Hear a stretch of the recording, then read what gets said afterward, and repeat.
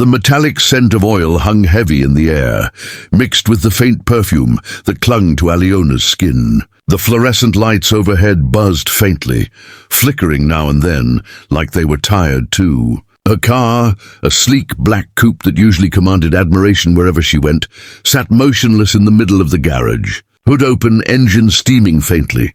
Alyona stood beside it, arms wrapped tightly around herself as though she could hold everything together that way. The satin of her silver dress shimmered each time she moved, too delicate for a place filled with grease, metal, and dust. Her heels clicked on the concrete floor when she shifted, unsteady, the sound sharp and out of rhythm with her heartbeat.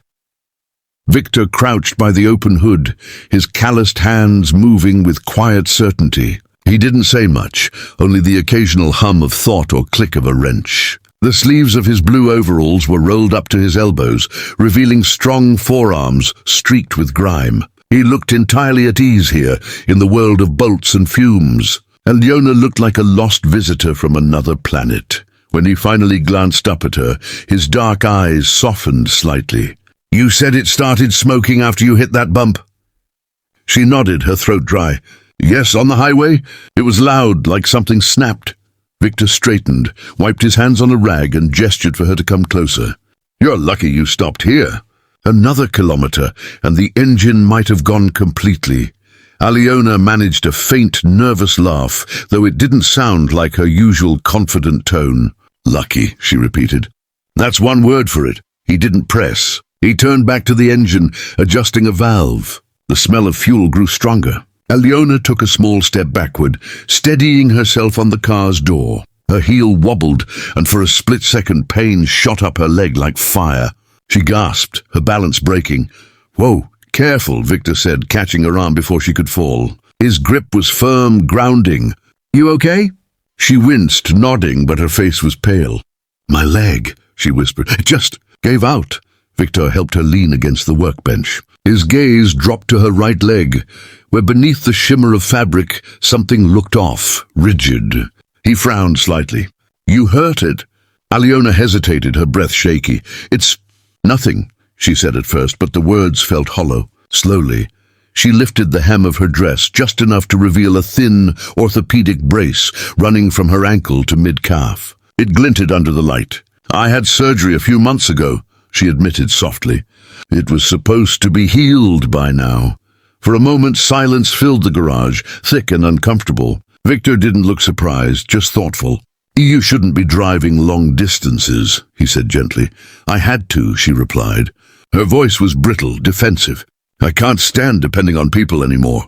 Not after everything." He didn't ask what everything meant. He just nodded and said, "Sit down before you fall again." She sank onto the low bench near the wall. The cold metal bit through her thin dress. Her fingers trembled as she tucked a loose strand of hair behind her ear. Everything about the garage felt too real. The hum of machinery, the smell of oil, the distant echo of the world outside. There was no softness here, no luxury to hide behind. And for some reason, that frightened her more than the pain. Viktor checked a gauge, then closed the hood with a firm thud. "You'll need to leave the car overnight," he said, wiping his hands. "It's overheating, maybe a broken coolant pipe. I'll know more once it cools." She nodded absently, staring at the floor. "Overnight," she murmured. "Of course." He looked at her again. "I can call a cab for you, or drive you home myself." Her eyes flicked up at him, startled. "No, I'll manage." Viktor's brow furrowed.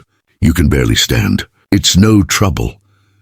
Something inside her cracked then, not visibly, not loudly, but with the quiet collapse of pride. She'd built walls of control around herself for years, and now here she was, stranded in a mechanic shop, her leg trembling, her perfect image dissolving in fluorescent light. "I used to think," she began softly, more to herself than him, "that as long as I kept moving I was untouchable. That money, beauty, the right clothes, they'd protect me, but now, one wrong step, one accident, and I can't even walk without this thing." She tapped the brace with a faint, bitter laugh. "Some armor, huh?" Viktor didn't smile. He crouched in front of her, elbows resting on his knees, meeting her gaze steadily. "Armor breaks," he said simply. "People don't, not unless they give up." She looked at him, eyes glistening. You make it sound so easy." "It's not," he said. "But it's possible." The words hung in the air between them. The sound of a passing car outside faded into silence. Alyona stared at him for a long time before sighing. "You're right, maybe. I don't have to fix everything alone." He stood, offered her a gloved hand. "Come on, I'll lock up, then we'll get you home." She hesitated, then placed her hand in his. The warmth of his grip startled her. Not romantic, just steady, human. As she stood, she felt her balance shift, the ache pulsing through her leg, but Viktor didn't let her fall. They made their way slowly toward the door. The car's polished body reflected them side by side, her elegance dulled but real, his roughness steady and sure. When he opened the door, cool night air rushed in, carrying with it the scent of rain.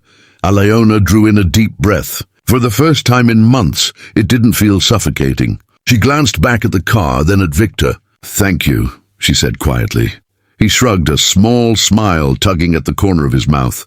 "You'd do the same," she almost laughed. "Maybe someday."